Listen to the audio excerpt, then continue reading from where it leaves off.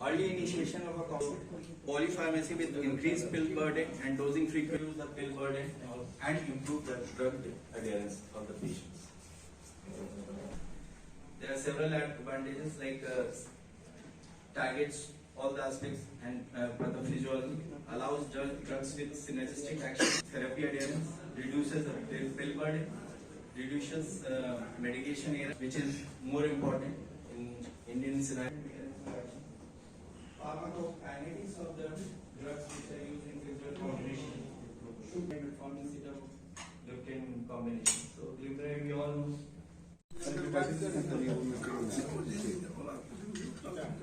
चर्चा हुई और अभी जो देख रहे हैं कि 10 साल के बच्चे को डायबिटीज हो रहा है और लोगों का खान पीन भी चेंज हो रहे हैं, तो इसके कारण मतलब कि बहुत ज्यादा संख्या में हर घर में 5-6 आदमी का परिवार है, उसमें एक आध दो डायबिटीज से शिकार हो जाते हैं। ऐसा क्यों हो रहा है? इसका मुख्य कारण है अनियमित खान पान, वजन बढ़ने के प्रति वजन के प्रति जागरूकता का अभाव, वजन बढ़ते जाना, अधिक वसा युक्त, अधिक स्टार्च युक्त भोजन करना और शारीरिक सक्रियता का, खेल कूद, टहलना, दौड़ना, जॉगिंग इत्यादि का अभाव होना। पहले के समय में लोग शौच के लिए 1 किलोमीटर दूर जाते थे, आते थे सुबह शाम, कुल मिला के 4-5 किलोमीटर वॉकिंग बिना चाहे हुए वो हो जाता था। लोग खेतों में काम करते थे और आवागमन का मुख्य साधन साइकिल होता था, जो अपने आप में एक बहुत श्रेष्ठ व्यायाम है। फिर शाम को बच्चे लोग कबड्डी, फुटबॉल, वॉलीबॉल इत्यादि खेल खेलते थे। तैराकी की भी परंपरा थी गर्मी के दिनों में, आज वह सब विलुप्त हो गया है। शारीरिक सक्रियता का अभाव हो गया है और ढेर सारे जंक फूड विज्ञापन के द्वारा पिज्जा, बर्गर और भी कुछ जिसमें वसा अधिक है, स्टार्च अधिक है इत्यादि का सेवन हो रहा है। एक बात नहीं भूलनी चाहिए कि 20-22% लोगों में आनुवांशिकता के कारण भी मधुमेह बहुत कम उम्र में परिलक्षित होता है। लोगों से क्या अपील करना चाह रहे हैं?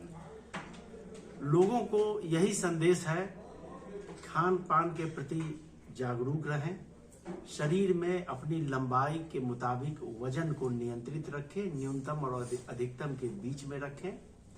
खान पान में वसा युक्त चीजें और स्टार्च युक्त चीजें सीमित मात्रा में लें, जो डाइटिशियन या चिकित्सक कहते हैं उस मात्रा में लें। वजन सही रखें और शारीरिक रूप से सक्रिय रखें। सुबह में 45-50 मिनट का तेज टहलना अवश्य हो। इसके अतिरिक्त जॉगिंग और विभिन्न प्रकार के आसन, प्राणायाम इत्यादि का नियमित अभ्यास करें, अपने रोजमर्रा में शामिल करें और मधुमेह को उत्पन्न होने से या उत्पन्न होने के बाद आसानी से नियंत्रित रखें। परिचय बताएं सर। डॉक्टर संजीव कुमार पांडे, अध्यक्ष API मुजफ्फरपुर। ज्यादा युवा पीढ़ी मर रहे हैं, ऐसा क्यों हो रहा है कि हार्ट अटैक ज्यादा मतलब युवा पीढ़ी में ज्यादा आ रहे हैं? इसका युवा पीढ़ी में हार्ट अटैक से मौत का सबसे बड़ा कारण है तनाव में रहना। युवा पीढ़ी बहुत जल्दी ही बहुत कुछ पाने की चाहत रखती है। उन्हें ये नहीं पता है, वो हमेशा अपने बुजुर्गों से कंपेयर करते हैं और वो लोग जो अपने बुजुर्ग अवस्था में पाए हैं, आज की युवा पीढ़ी उस चीज़ को तुरंत पाना चाहती है। इसके कारण वो स्ट्रेस लेती है। उनका जो लाइफ स्टाइल है, सुबह से लेकर रात तक दौड़ भाग में रहते हैं। क्योंकि लाइफ स्टाइल में भी ठीक है, काम करना तो जरूरी है, लेकिन सबके लिए समय बना हुआ है। अगर मुझे 24 घंटा का समय मिला है तो उसमें कुछ सोने के लिए समय मिला है, कुछ काम करने के लिए मिला है, कुछ खेलने कूदने के लिए मिला है, कुछ हॉबीज के लिए मिला है। लेकिन आज की युवा पीढ़ी केवल भौतिक सुख के कारण और जितने भी चीज़ हैं उनका त्याग कर चुकी है और भौतिकता के पीछे भाग रही है, जिसके कारण तनाव में रहते हैं और वो हार्ट अटैक का एक प्रमुख कारण। अभी मतलब कि लोग सेपरेट नहीं हो पाते, जिसके कारण से ठंडे का भी इफेक्ट पड़ सकता है और मतलब कि इसमें देखा जाता है कि पैरालिसिस मारने का इसमें संभावना ज्यादा बनती है। ऐसा क्यों? ठंड के मौसम में वैसे भी जो बड़े बुजुर्ग हैं या जो ब्लड प्रेशर, चीनी सबसे ग्रसित हैं, खासकर जो मुख्य रूप से ब्लड प्रेशर के पेशेंट हैं, ठंड के समय में उनका BP अचानक शूट करता है, जिसके कारण पैरालिसिस अटैक होने की संभावना बढ़ जाती है। इसलिए इस मौसम में उन्हें तो सबसे पहले ठंड से बचना चाहिए और अपने अगर ब्लड प्रेशर के पेशेंट हैं तो उनको रेगुलर मॉनिटरिंग करना चाहिए। एक पेशेंट नहीं भी हैं और एक वो 50 प्लस है या 60 प्लस है तो भी उनका ब्लड प्रेशर को बराबर इस महीने में मॉनिटरिंग करने की आवश्यकता है। एक मुख्य कारण है। भूलने की बीमारी भी ज्यादा बढ़ रहे हैं लोगों में, ऐसा क्यों हो रहा है? कि देखिए जो इन्वायरमेंट का असर कुछ न कुछ बीमारी पे पड़ता है, तो ठंड के मौसम में वैसे भी जो साइकेट्रिक प्रॉब्लम है जो जो जो वो बढ़ जाती है, उसका मनोचिकित्सा पे असर पड़ता है। ये इन्वायरमेंटल रीजन है और इसके कारण ही ऐसा होता है जो ठंड में भूलने का भी जो ज़्यादा ये होने लगता है। ठंड महिलाओं में देख रहे हैं कि ज्यादा मोटापा ज्यादा बढ़ रहे हैं ऐसा। क्योंकि आज की महिलाएं जो है पहले इतना काम नहीं करती है। सबसे पहला चीज एक संयुक्त परिवार पहले रहता था।